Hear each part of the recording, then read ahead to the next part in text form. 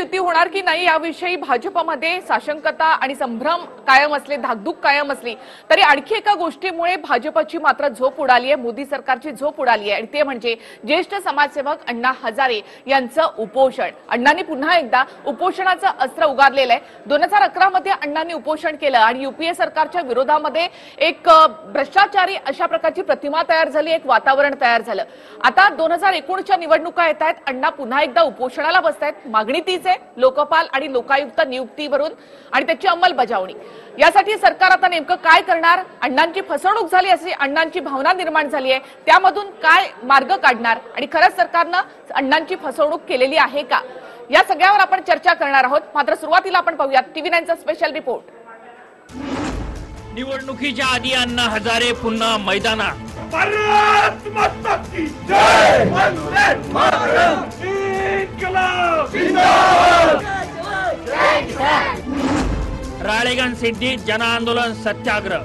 संविधानाच्या आधाराने ज्या संवैधानिक संस्था तयार झाल्या त्यांचे आदेश पाळले पाहिजे सर्वांनी, हे पाळायलाच तयार नाही म्हणून हे देश हुकुमशाहीकडे जाईल असा धोका वाटतो। पुन्हा सरकारच्या विरोधात वातावरण तयार होणार।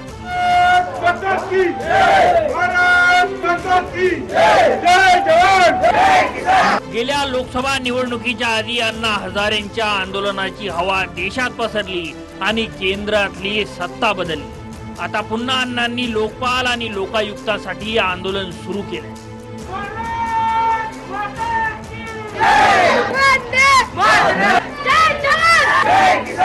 जागा पुन्हा तीच, राळेगण सिद्धी आणि मागण्याही त्यात, लोकपाल, लोकायुक्त आणि शेतकऱ्यांच्या मागण्या। सुरुवातीला सत्तेवर येण्याच्या आधी मुख्यमंत्री म्हणत होते आम्ही सत्तेवर आलो तर आपल्या कल्पनेतला कायदा आपण करू असं म्हणाले होते आणि 4 वर्ष झाले।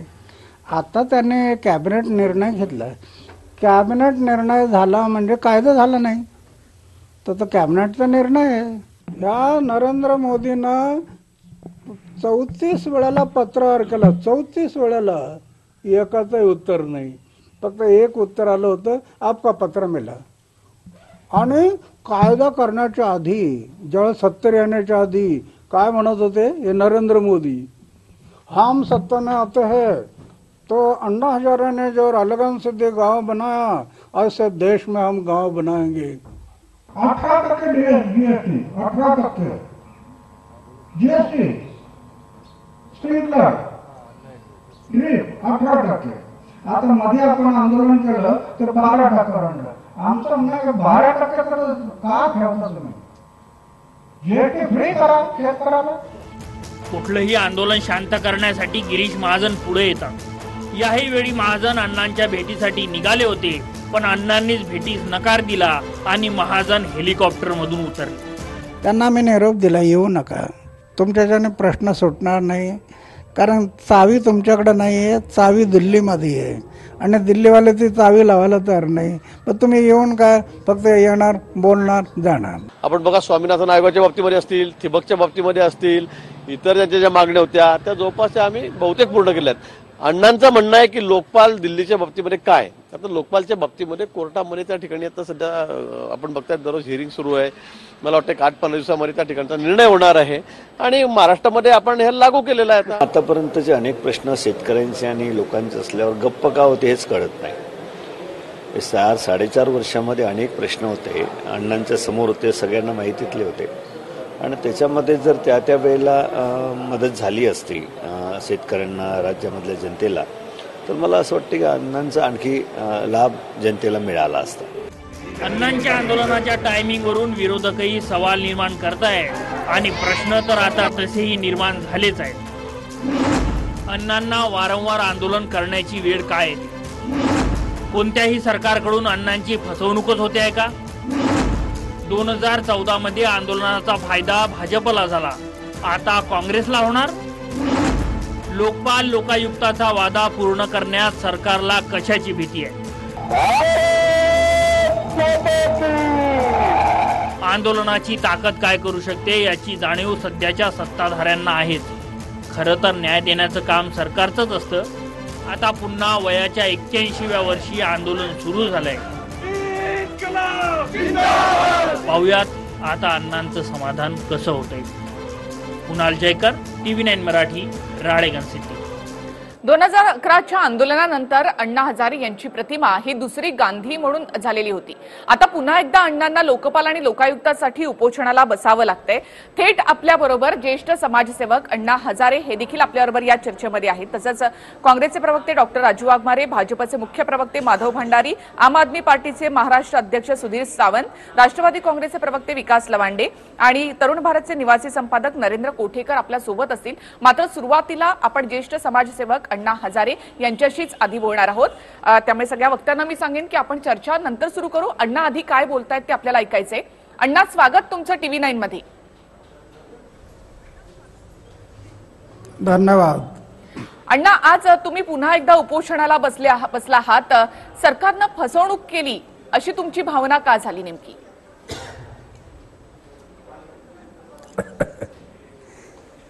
काय की माझी एक मी फकीर माणूस आहे. माझी फसवणूक काय करणार, पण भारतातल्या जनतेची फसवणूक केली ही माझी नाही. कारण लोकपाल लोकायुक्त 2013 मध्ये कायदा झाला. ज्या वेळेला राळेगण सिद्धीमध्ये जनतेचं आंदोलन झालं, संसद बसली आणि 17 डिसेंबर 2013 राज्यसभेत पास झालं बिल. 18 डिसेंबर 2013 लोकसभेत पास झालं. लोकपाल लोकायुक्त दोन्हीकडे पास झालं. राष्ट्रपतीची सही झाली आणि गॅजेट सुद्धा निघलं. तरी सुद्धा हे नरेंद्र मोदी सरकार त्याची अंमलबजावणी करायला तयार नाही. ज्या वेळेला हा कायदा झाला 2013 मध्ये, तेव्हापासून मी वेळोवेळी त्यांना पत्रव्यवहार करतोय.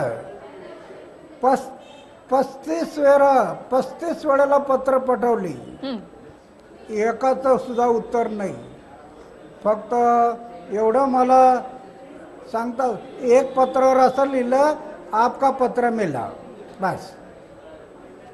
तुम्ही काय करणार हे काय नाही, फक्त आपका एक पत्र 35 पत्रापैकी.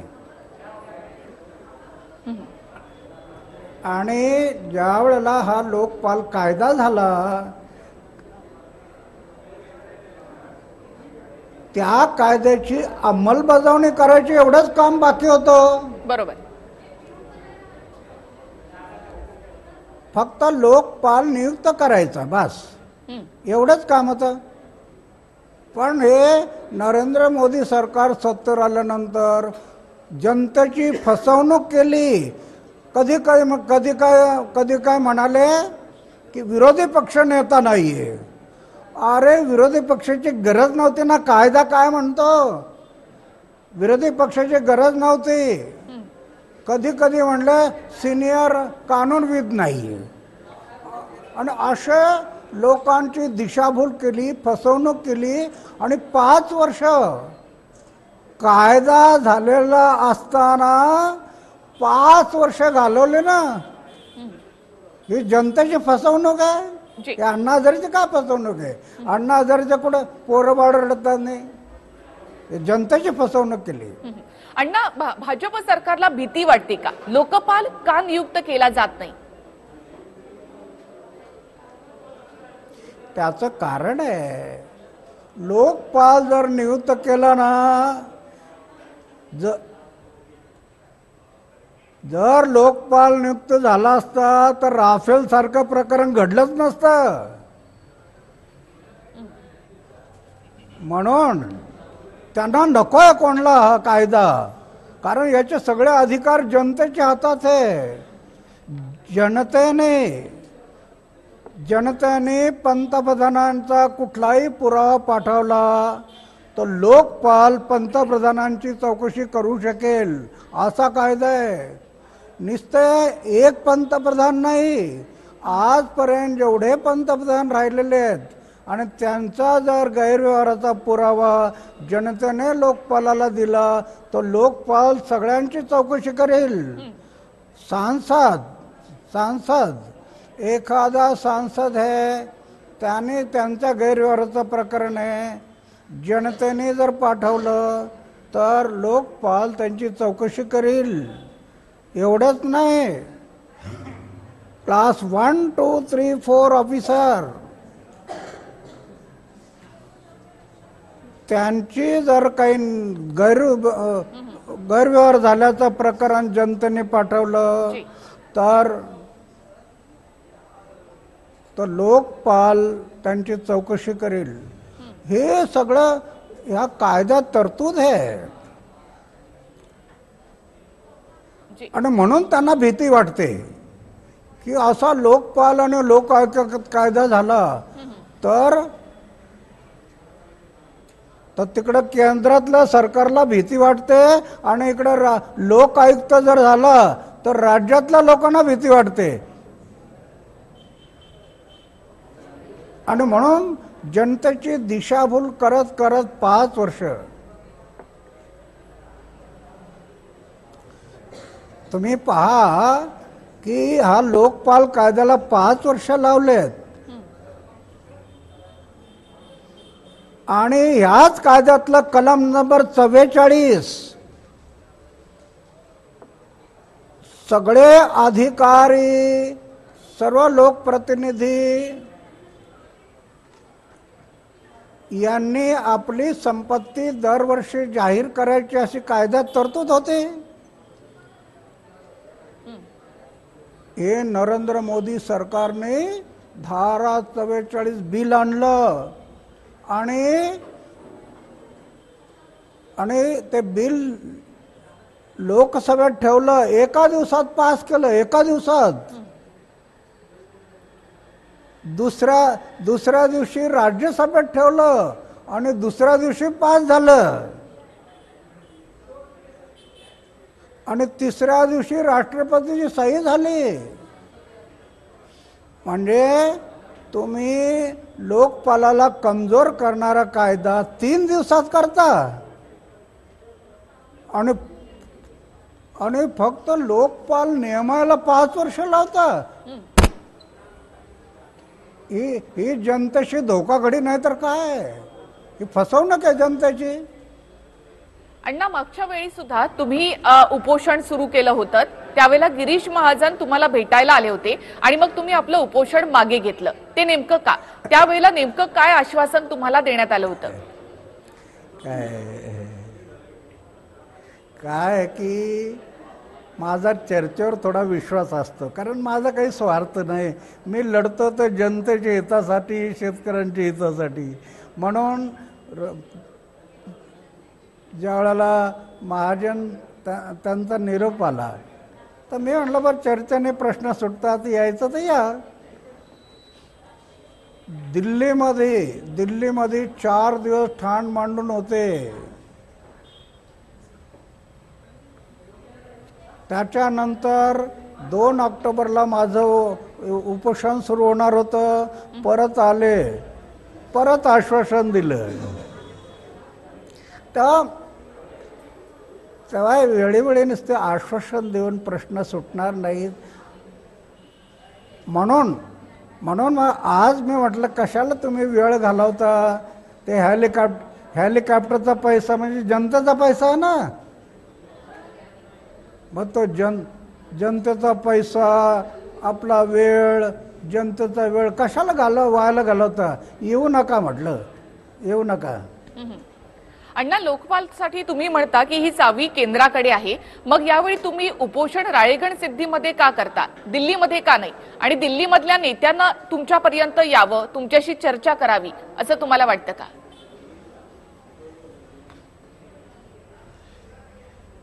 काय की दिल्लीमध्ये आंदोलन करणं एवढं सोपं नाहीये. माझा बँक अकाउंटचं पुस्तक कुठं असतं मला माहीत नाही. 23 मार्च 2018ला दिल्लीत बसलो आणि आमच्या कार्यकर्त्यांनी तिथला सगळा खर्च वाटून घेतला. कोणी मंडप लावला, कोणी लाईट, कोणी स्पीकर, आणि हा 40 लाख रुपये खर्च झाला. पण या सरकारला काही कळतच नाही. एवढं भीक मागून कार्यकर्ते आंदोलन करतात समाजहितासाठी. आणि दिल्लीत आंदोलन झालं 8 दिवस, त्यावेळेला महाजन साहेब आले ना. नवे नरेंद्र मोदी सरकारमध्ये त्यांचे मंत्री, नरेंद्र मोदीजींचे मंत्री लेखी आश्वासन दिलं, लेखी, की हे 1, 2, 3, 4, 5, 6 हे सगळं प्रश्न आम्ही सोडू. आणि आता 9 महिने झाले, 9 महिने अजून प्रश्न सुटलेले नाहीत. एकही प्रश्न सोडवला नाही. म्हणजे हे खोटी आश्वासनं देऊन दिशाभूल करायची लोकांची यांना एक सवय झालेली असं मला वाटतं. अण्णा, महाराष्ट्रामध्ये लोकायुक्ताच्या कक्षेमध्ये मुख्यमंत्री येतील असा निर्णय काल कॅबिनेटमध्ये झालेला आहे. यानं तुम्ही समाधानी आहात का? यामध्ये आणखी एक महत्त्वाचा मुद्दा आहे, ते म्हणजे एकतर लोकायुक्ताखाली जर मुख्यमंत्र्यांची चौकशी करायची असेल तर आधी त्यांना राजीनामा द्यावा लागणार आहे, त्यानंतर राज्यपालांची परवानगी त्यासाठी घ्यावी लागणार आहे. म्हणजे इथे सुद्धा लोकायुक्ताचा कायदा हा कुठेतरी कमकुवत करण्यात आलाय असं तुम्हाला वाटतं का? राज्यपालांची आवश्यकता नाही आहे. लोकपाल आणि लोकायुक्त कायदा काय म्हणतो? कुठल्याही नागरिकाने मुख्यमंत्री किंवा क्लास 1, 2, 3, 4 ऑफिसर, सगळे आमदार कुठलेही पुरावे जर दिले तर लोकायुक्त चौकशी करील. लोकायुक्त व्यक्ती नाही, पॅनल आहे. आणि चौकशी करून ते निर्णय घेतील. राज्यपालाकडे जायची गरज नाही असा कायदा म्हणतो. लोकपाल आणि लोकायुक्त, लोकपाल केंद्रामध्ये आणि लोकायुक्त राज्यामध्ये, असा ह्या कायद्याचं स्वरूप आहे. कायदा एकच आहे, लोकपाल लोकायुक्त कायदा असं म्हटलंय.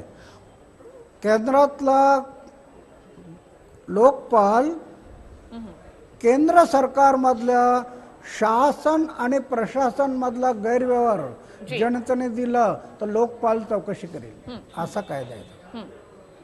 नक्कीच. अण्णा, आमची एक छोट्याशा ब्रेकची वेळ झालेली आहे. मी पुन्हा एकदा तुमच्याकडे येणार आहे. अण्णांचे हेच प्रश्न घेऊन आपण आपल्याबरोबर भाजपचे मुख्य प्रवक्ते माधव भंडारी सुद्धा आहेत, त्यांच्याकडे जाणार आहोत. एक छोटासा ब्रेक इथे घेऊयात आणि आपण लगेच परत येऊया. ज्येष्ठ समाजसेवक अण्णा हजारे उपोषणाला बसलेत आणि सरकारचं टेन्शन मात्र वाढलेलं आहे. अण्णा आपल्याबरोबर असे जोडलेले राहणार आहेत, आपण त्यांच्याकडे अधिक माहितीसाठी जाणारच आहोत. मात्र माधव भंडारी, आधी सगळ्यात तुमच्याकडे येते मी सुरुवातीला, कारण अण्णांच्या सगळ्याच ज्या काही गोष्टी आहेत तुम्ही आता ऐकलेल्या आहेत. अण्णांचा समज झालाय की सरकारनं त्यांची फसवणूक केली.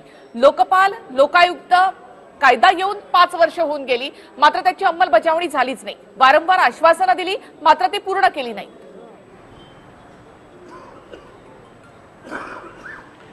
असं आहे, मगाशी आपण जसं अण्णांचं वक्तव्य आपण ऐकलं, त्याच्या आधी आपण गिरीश महाजनांचंही वक्तव्य ऐकलं. आणि गिरीश महाजनांनी अतिशय नेमकेपणाने हे स्पष्ट केले की अण्णांच्या ज्या मागण्या होत्या त्यातल्या अनेक मागण्या पूर्ण केल्या. स्वामीनाथन समितीच्या अहवालाचा उल्लेख पुन्हा पुन्हा होतो. डॉक्टर स्वामीनाथन यांनी स्वतः एक लेख लिहून हे स्पष्ट केलं की मी मांडलेल्या शिफारसी आतापर्यंत पहिल्यांदा वाजपेयींच्या सरकारने आणि आता नरेंद्र मोदींच्या सरकारने पूर्ण केल्या. त्यापैकी कुठल्याही सरकारने माझ्या शिफारशींकडे या पद्धतीने लक्ष दिलं नव्हतं. इतरही अनेक मुद्द्यांवरती अण्णांच्या अपेक्षा ज्या होत्या, अण्णांच्या सूचना ज्या होत्या त्या अंमलात आणण्याचा प्रयत्न सरकारने वेळोवेळी केला आहे. आणि मुख्यतः महाराष्ट्रामध्ये तर लोकायुक्तांच्या कक्षेमध्ये मुख्यमंत्र्यांना आणण्याचा निर्णय हा सरकारने घेतलाय आणि त्याची अंमलबजावणी होईल. त्यामुळे आज आपल्या माध्यमांमधून मी अण्णांना पुन्हा विनंती करतो की अण्णा, आम्ही सगळेजण तुमचा आदर करतो, आम्ही तुमच्याच मार्गदर्शनाखाली काम करत इथपर्यंत आलो. त्यामुळे तुम्ही आता जे आंदोलन सुरू केलंय ते थांबवा आणि हे प्रश्न चर्चेतून सुटू शकतील याच्यावरती आपला विश्वास जो आहे तो असाच विश्वास ठेवा. आपण चर्चा करून प्रश्न सोडवू. अण्णा, तुम्हाला हे मान्य आहे का? माधव भंडारी आहेत भाजपचे मुख्य प्रवक्ते, ते म्हणतात की चर्चेमधून मार्ग काढू.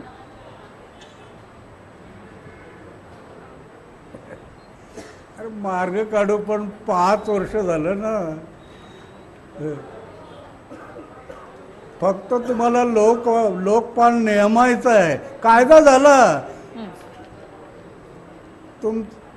तुमचं सरकार सत्तेवर येण्याच्या आधी कायदा झाला. आता फक्त लोकपाल नियमायचा. आणि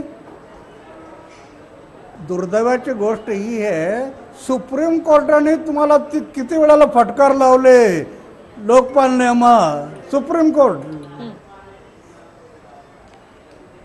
म्हणजे तुम्ही सुप्रीम कोर्टानं सुद्धा मानायला तयार नाही. ज्या लोकसभा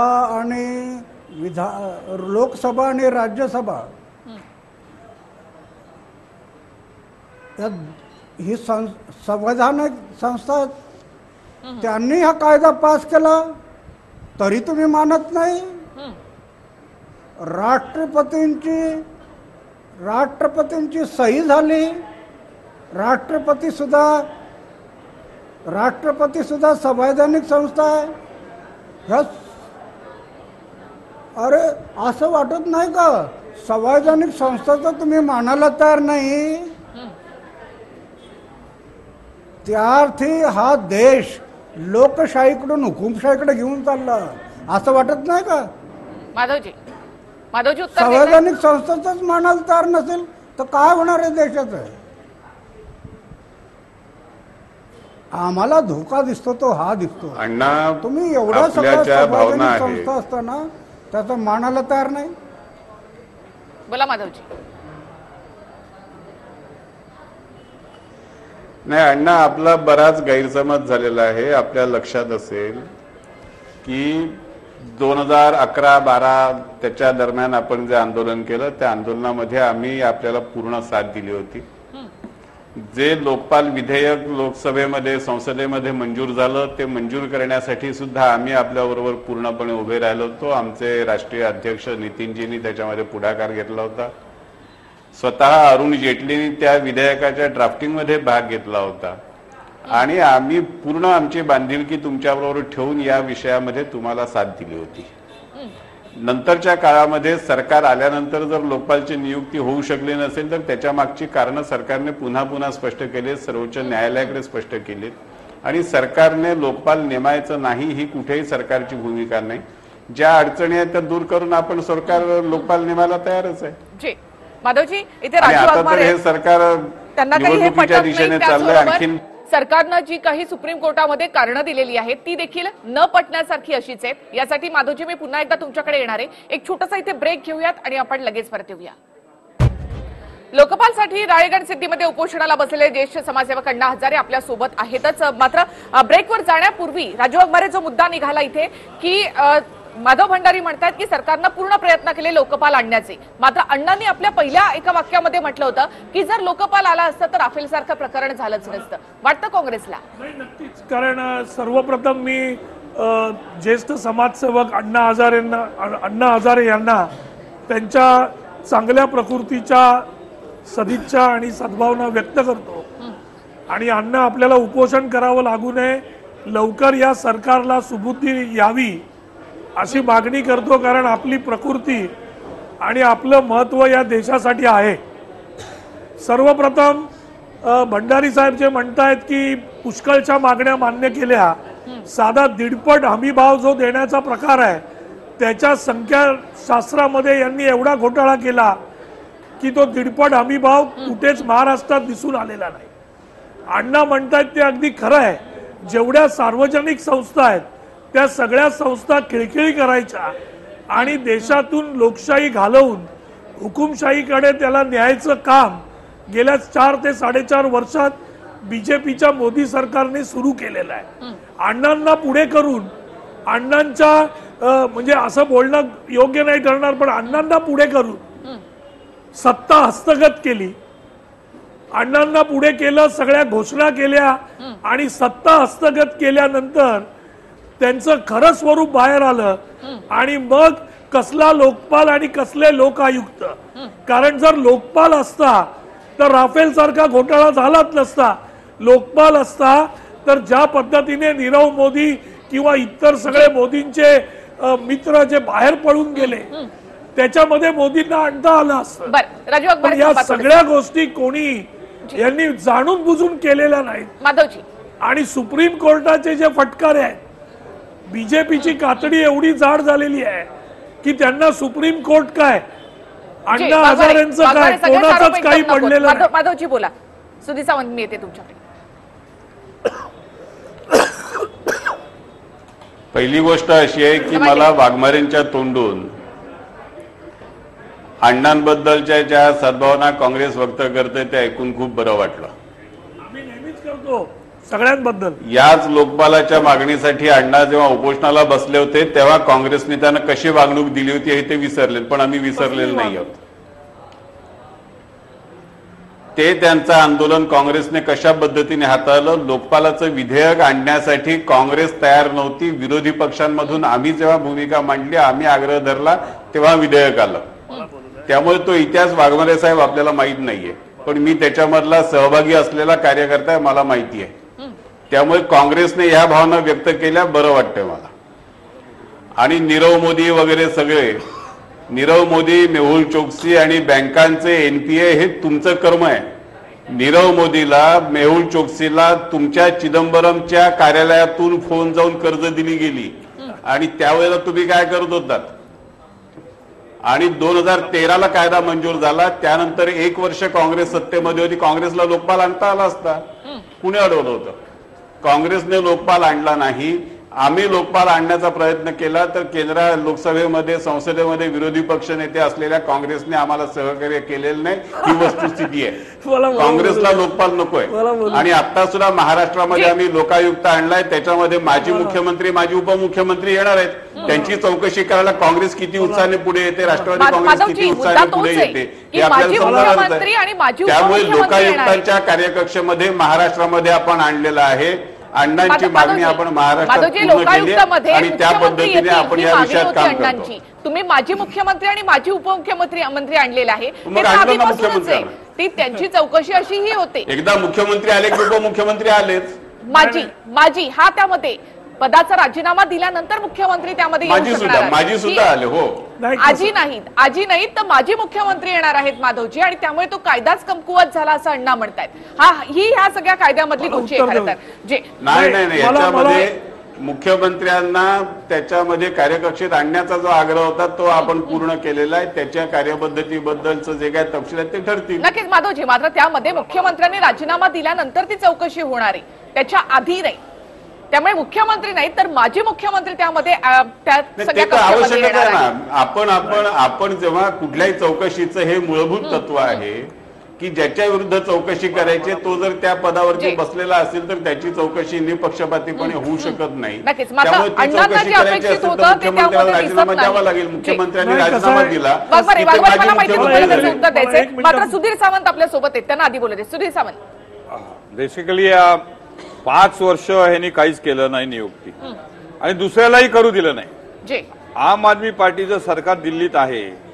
6 वेळा फाईल LG कडे गेली आहे, ती नेहमी परत पाठवली. ज्या 16 फाईली गेल्या होत्या त्यात ते परत पाठवतात. तुम्ही आम्हालाही लोकायुक्त नेमू देत नाही. आणि दुसरी गोष्ट एक स्पष्ट आहे की 2014च्या आधी जेव्हा जेव्हा मोदी साहेबांनी जे बोलले त्या वेळेला आम्ही म्हटलं की हे सगळं खोटे आहे आणि हे कधीच काय करणार नाहीत. आणि भारतीय जनता पार्टीने लोकांना फसवलं, घोर फसवणूक केली. आणि कुठलाही जो त्यांनी हे दिला होता, आश्वासन दिलं होतं, हे त्यांनी पूर्ण केलं नाही. आणि लोकायुक्त नेमणं हे एक दिवसाचं काम आहे. त्यांना मीटिंग बोलायची आणि नेमायचं आहे. आता तुम्ही सीबीआय साठी खरगेंना बोलवलं ना, आणि तेही तुम्ही बोलून त्यांचाही अपमान केला. तुम्ही घालवलं. विकास लवांडेने आपला मुद्दा मांडू देत. विकास लवांडे,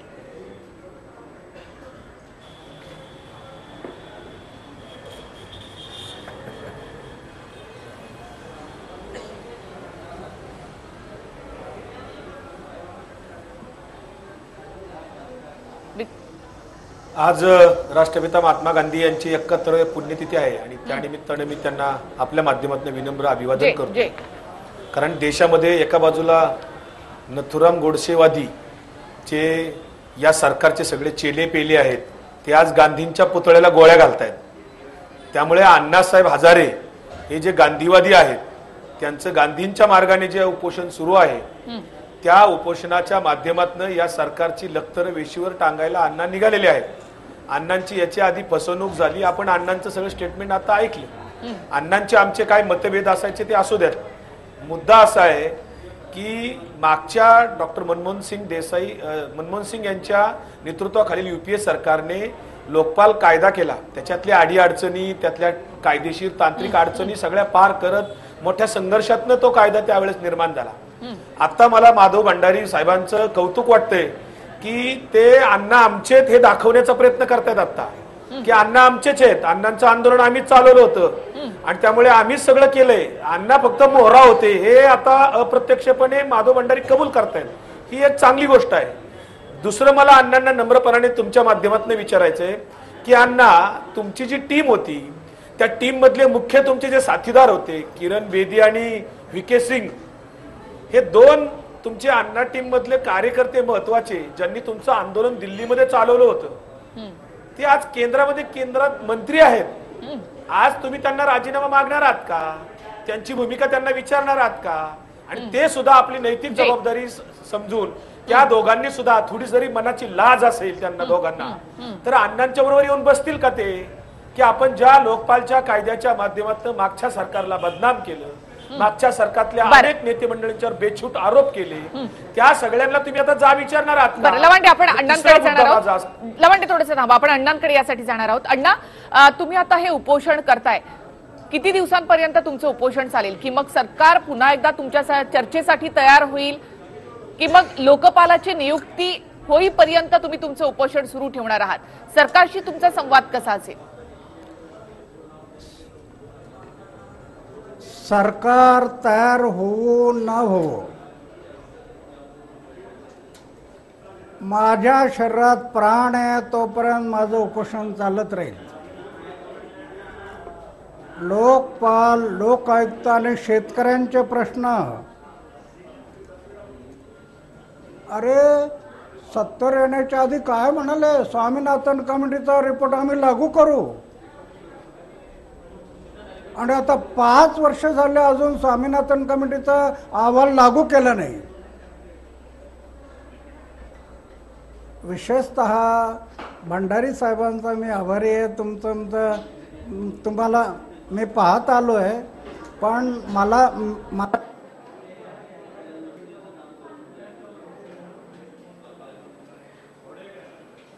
अण्णा, तुमचा आवाज आमच्यापर्यंत येत नाही. पुन्हा एकदा आपण अण्णांकडे जाणार आहोत. थोडासा तांत्रिक प्रॉब्लेम तिकडे झालेला आहे. पुन्हा एकदा आपण जाऊयात अण्णांकडे. मात्र नरेंद्र कोठेकर आपल्या सोबत आहेत. माधवजी, तुमच्याकडे येणारच आहे मी. नरेंद्र कोठेकर, 2011 मध्ये अण्णांच्या उपोषणानंतर संपूर्ण देशामध्ये एक माहोल तयार झाला. युपीएच्या विरोधामध्ये एक भ्रष्टाचारी सरकार अशी प्रतिमा निर्माण झाली आणि तो माहोल तयार झालेला होता.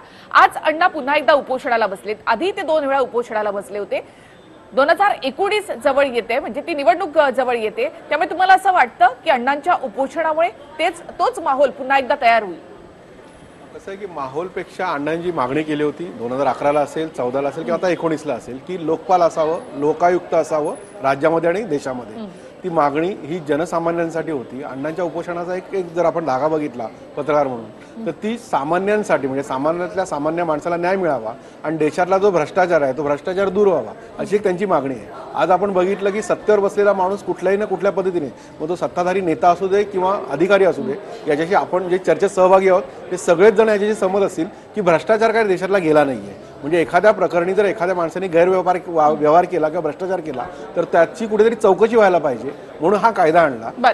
स्वतः नरेंद्र मोदींनी पंतप्रधान पदाची शपथ घेतल्यानंतर केलेल्या भाषणात म्हटलंय आणि आताही ते म्हणतात, न खाऊंगा ना खाणे दूंगा, असे जे पंतप्रधान आहेत. तर अण्णा जर म्हणतात की हा 5 वर्ष तुम्ही का नाही आणला, म्हणजे पुन्हा एकदा निवडणूक येत आहे, तर आता झालेलं आंदोलन हे त्या मागणीसाठी असावं. मला वाटत नाही की ते माहोल बनवण्यासाठी असेल की सरकारने दिलेलं आश्वासन सरकारने पूर्णच करायला पाहिजे किंवा एखादी गोष्ट आपण सांगितली. कारण त्यांच्याच पक्षातले नितीन गडकरी, माधवजी तुम्ही पण सहमत असाल की नितीन गडकरी म्हणतात की जी आपण आश्वासनं दिली ती पूर्ण करायला पाहिजेत, जी आपण स्वप्न दाखवली ती स्वप्न पूर्णत्वाकडे नेली पाहिजेत, नाहीतर जनता आपल्याला घरचा रस्ता दाखवेल. या संपूर्ण पार्श्वभूमीवरती मला वाटतं की जे तांत्रिक काही अडचणी असतील किंवा तांत्रिक काही बाबींमध्ये आपल्यापर्यंत नसेल आलं की तो का होत नाही, पण होण्याची जर इच्छा आहे, इथे इच्छाशक्ती महत्वाची आहे, ती जर इच्छा आहे तर त्या इच्छाशक्तीने इच्छाशक्ती आहे का आणि ती झाली पाहिजे. माधवजी, 2-3 गोष्टी याच्यामध्ये मला आधी स्पष्ट केल्या पाहिजेत की मी कुठल्याही अर्थाने आम्ही अण्णांना पुढे केलं, आम्ही अण्णांचं आंदोलन चालवलं असा दावा केलेला नाही. अण्णा हे स्वतः इतके मोठे आहेत की त्यांना अशा तऱ्हेच्या कुणाच्याही याची गरज नाही. आम्ही अण्णांच्या आंदोलनाला पाठिंबा दिला होता, त्यांना त्या कार्यकर्ते म्हणून जे काही मदत आम्हाला करता आली ती आम्ही केली होती. त्यामुळे लवंडे त्यांच्या मनातलं बोलत असतील. बरं, लवंडे साहेबांचं एकंदर तयारी तर दांडगी आहे, म्हणजे त्यांना पंतप्रधान मनमोहन सिंग आठवत नाहीत, मनमोहन देसाई आठवत आहेत, ही त्यांची अवस्था आहे. आणि दुसऱ्या बाजूला ज्यांचे नेते, राष्ट्रवादी काँग्रेसचे नेते नथुराम गोडसेचं मंदिर बांधायला निघाले होते ते यांचे नेते आहेत.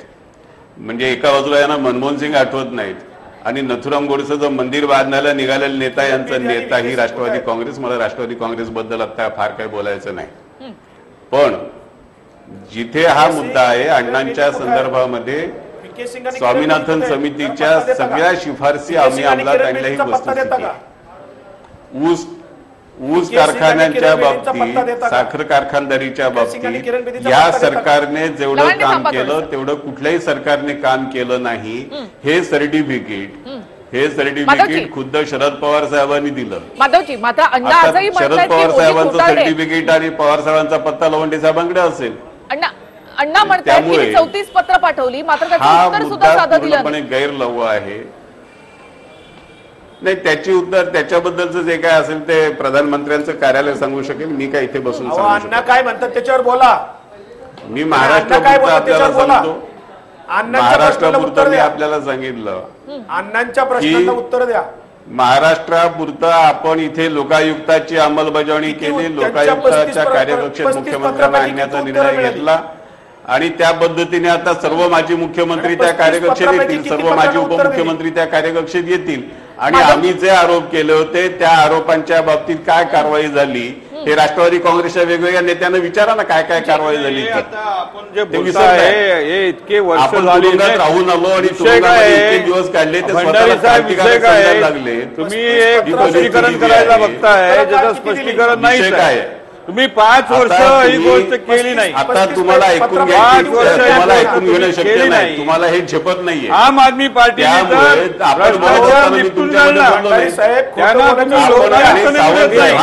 साहेब तुम्ही फार चांगलं केलं. सुधीर सावंत तुम्ही आम आदमी पार्टीच्या बाबतीत अरविंद केजरीवालने लोकपाल करणार नाही. थोडंसं थांबा, थोडं शांत व्हा. एक छोटासा इथे ब्रेक घेऊयात, मी लगेच परत येते. अण्णांचा सवाल होता की नेमकं लोकपाल नियुक्तीसाठी एवढा उशीर का लागला आणि का नेमला जात नाही. अण्णा म्हणतायत की मोदी खोटारडे आहेत, 34 पानी पत्र दिली, 34 पत्र दिली, मात्र उत्तर काही मिळालं नाही आणि म्हणून पुन्हा एकदा अण्णांचं उपोषण सुरू. वाघमारी, कसं आहे की आम्ही सांगत होतो चौकीदार चोर आहे आणि आता अण्णांनी देशाला सांगितलं की पंतप्रधान खोटारडे पण आहेत. कारण दुसरं कारणच असू शकत नाही की 4.5 वर्ष झाली फक्त एक नेमणूक करायला आणि तुम्ही सीबीआयच्या वर्माची झालेली नेमणूक सुप्रीम कोर्टाने बसवल्यानंतर एका रात्रीमध्ये तुम्ही त्याला काढू शकता, पण लोकपाल एका दिवसामध्ये तुम्ही नेमू शकत नाही 4.5 वर्ष झाली तरी. त्याचं कारण काय तर भंडारी साहेब ते सांगू शकत नाही. त्याचं कारण एकच की अनिल अंबानी 40,000 कोटी बनवू शकला नसता आणि जेवढे मोदींचे मित्र आहेत तेवढे शेठ झाले नसते. यांना लोकपाल लोकायुक्त बसवायचाच नाही आहे, यांच्या मनात ते पहिल्यापासून नाही आहे. फक्त अण्णांना पुढे करून सत्ता घेण्यासाठी त्यांनी ते केलं, पण त्यांची इच्छाशक्ती ही अजिबात अशा प्रकारच्या सार्वजनिक संस्था बळकट करण्याची अजिबात नाही. थांबा वाघमारे. माधवजी फोन बंद करायला तुमचा. काँग्रेसने लोकशाही संस्था बळकट करण्याची भाषा करावी याच्या इतका क्रूर विनोद कुठला नाही.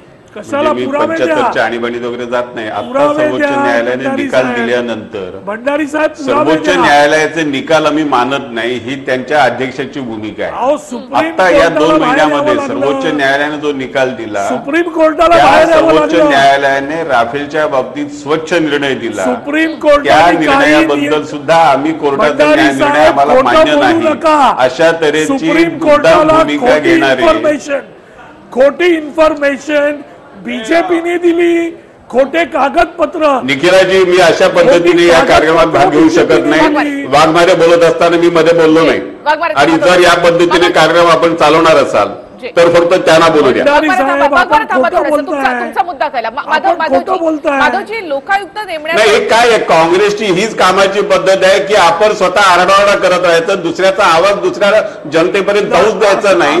एवढी शैली तुम्हाला का वापरावी लागते? एवढी का घाबरता तुम्ही लोकांच्या आवाजाला? बीजेपीचा पाप आहे. वाघमारे अशा थांबा, उत्तर पद्धतीने द्या. तुम्हाला वाघमारे उत्तर द्या. लोकांचा समज, तुम्ही लोकांना काय मूर्ख समजता का? माधवजी, लोकांना उलट कळायला लागलं. विषय तेवढा नाहीये जे आता काँग्रेस बोलते का मी लोकांना मूर्ख समजता. बीजेपी बोलताय याच्यात आम्हाला आता इंटरेस्ट जर नाही. मी तुमच्या सगळ्या तुम्ही प्रश्नांची मोहन उत्तरं भंडारी देतो तर एकच प्रश्नांची उत्तरं घेण्याची तुमच्या हिंमत का नाही? नाही, एकच प्रश्न देतो तुम्हाला. कधी आता लोकपाल नियुक्त करणार आहेत? अण्णा तर आंदोलनावर आहेत. महत्वाचा प्रश्न. थांबा, एक महत्वाचा प्रश्न. माधवजी थेट उत्तर द्याल. सुधीर सावंत बोलतायत. माधवजी, नाही, हा प्रश्न ज्यांनी कोणी विचारला त्यांनी मोहन भंडारींना विचारलाय, त्यांनी मोहन भंडारींना जाऊन विचारावं. ज्यांना माणसं सुद्धा माहित नाही ते इथं बोलताय. माधवजी प्रश्न महत्वाचा आहे. अण्णा उपोषणाला एक मनमोहन सिंगांना मनमोहन देसाई म्हणतायत, दुसरे माधव भंडारीला मोहन भंडारी म्हणतायत, आणि या पद्धतीने तुम्ही चर्चा करणार आहे, त्याला काय अर्थ आहे का याला? माधव भंडारी तेवढं काय आता चुका होतात, कारण बरेच वर्ष आपण भेटलो नाही. आता मग आता तुम्ही एकच प्रश्नाचं उत्तर द्या की उपोषण चालू आहे, कधी लोकपाल नेमणार आहेत मोदी साहेब हे सांगा. इलेक्शन झाल्यावर. माधवजी बोला. अरविंद केजरीवाल ज्या दिवशी लोकपाल नेमतील त्या दिवशी हा प्रश्न विचारा तुम्ही. अरविंद केजरीवालला तुम्ही करूच देत नाही ना. महाराष्ट्र सरकारने अरविंद केजरीवालला आणि महाराष्ट्र सरकारने निर्णय घेतलेला आहे. अरविंद केजरीवालला आम्ही कशाला अडवू? अरविंद केजरीवालला आम्ही अडवणे आहेत का? अरविंद केजरीवाल लहान आहेत का? अरविंद केजरीवाल एवढे कुठल्याही पद्धतीच्या काही अडचण नाही, कायद्याची अडचण नाही. अरविंद केजरीवाल स्वतः लोकपाल नेमाला नियुक्त लोकायुक्त नेमायला एलजीचं साईन लागते, आणि ज्या सगळ्या फाईल मागणीवरती अरविंद केजरीवाल सत्तेवर आले यात कशाला थापा मारता? सगळ्या फाईली एलजीच्या लोकायुक्त अरविंद केजरीवालने नेमणूक केली नाही ही वस्तुस्थिती आहे. अरविंद केजरीवाल एलजीच्या फाईलीच्या विरुद्ध उपोषणाला बसले. एलजी फाईल देऊ शकत नाही. अरविंद केजरीवालने नेमलेलं नाही. तुम्हाला एलजीनी आतापर्यंत ही फाईल मंजूर का केली नाही जी कायदा करून अरविंद केजरीवालनी पाठवली? 6 वेळा तुम्ही फाईल परत केली आहे. एलजीच्या बंगल्यावरती जाऊन अरविंद केजरीवाल कब्जा करतात, तिथे त्यांच्यामध्ये ठिया देऊन बसतात. ते केजरीवाल काय लोकपाल नियुक्त करू शकत नाहीत काय? तुम्ही दिलं नाही ना, तुमची सही पाहिजे ना. दिल्लीवर आपण नंतर चर्चा करू. आता आर्थिक तरतूद करायची तुमचा अधिकार आहे, दिल्लीमध्ये जाऊ तुम्ही केलं नाही. माधवजी प्रश्न थेट आहे. अण्णांचं उपोषण सुरू झालंय, पहिला दिवस आहे, कधी लोकपाल नियुक्त करणार? तुम्ही म्हणता हा निर्णय दिल्लीमध्ये होणार आहे, मात्र मग गिरीश महाजन का अण्णांची समजूत काढण्यासाठी जात आहे? त्यांनी दिल्लीमध्ये चर्चा करून योग्य ती भूमिका त्याचं मार्गदर्शन घेऊन ते जात होते. अण्णांच्या बरोबर चर्चा झाली असती तर ते सगळे मुद्दे पुढे जात गेले असते. मात्र माधवजी, कधी नेमणार ते सांगा ना. 80 पार केलेला असा हा एक माणूस ज्याला दुसरा गांधी म्हणून देशामध्ये ओळखलं जातं, ते अण्णा उपोषणाला बसलेले आहेत. त्याचं गांभीर्य आहे का सरकारला? अजिबात नाही. पूर्णपणे गांभीर्य आहे आणि म्हणूनच गिरीश महाजन अण्णांना भेटायला निघालेले होते. गांभीर्य नसतं तर काय केलं अण्णांच्या बाबतीत काँग्रेसने दाखवून दिलंय गांभीर्य नसताना कसे वागतं सरकार ते.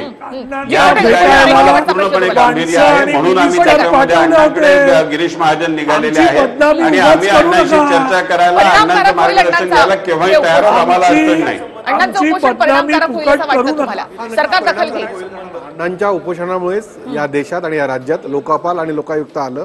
त्यामुळे अण्णांनी केलेलं आता उपोषण जे आहे त्या सरकारला म्हणजे दिल्लीतलं असू दे किंवा महाराष्ट्र सरकार असू दे यांना दखल घ्यावी लागेल. काल मंत्रिमंडळाने निर्णय घेतलेलाच आहे लोकपालाच्या कक्षेत आणण्याचा मुख्यमंत्र्यांना. त्याचा अध्यादेश निघायचा आहे, तो अध्यादेशही निघेल. म्हणजे ह्या आंदोलनामुळे मला असं वाटतं की अण्णांनी चर्चा करावी, सरकारशी चर्चा करावी, दिल्लीतल्या प्रतिनिधीची चर्चा करावी, राज्याच्या प्रतिनिधीची चर्चा करावी आणि ह्यातून चर्चेतून मार्ग सोडावा. अण्णाही स्वतः म्हणतात की चर्चेतून मार्ग निघतो. मागच्या वेळेला त्यांनी चर्चा केल्यानंतर उपोषण मागे घेतलं. आतापर्यंत इतक्या चर्चा होऊन गेलेल्या आहेत की त्यावर कोणताही तोडगा निघाला नाही असं देखील अण्णांचं म्हणणं आहे. त्यामुळे ते अगदी निर्वाणीची भाषा करतायत आणि उपोषणाला बसलेले आहेत. त्यामुळे अण्णांचं उपोषण सुरू राहावं असं आम्हाला देखील वाटत नाही. लवकरात लवकर या सगळ्या संदर्भामध्ये तोडगा निघावा हीच अपेक्षा असेल. सरकारनं लवकर निर्णय घ्यावा. ऑलरेडी 4 वर्ष झालेली आहेत, त्यामुळे लवकर निर्णय घ्यावा हीच अपेक्षा असेल. धन्यवाद तुम्ही सगळे या चर्चेमध्ये सहभागी झालात त्याबद्दल. चर्चेमध्ये आपण इथेच थांबूयात. नमस्कार.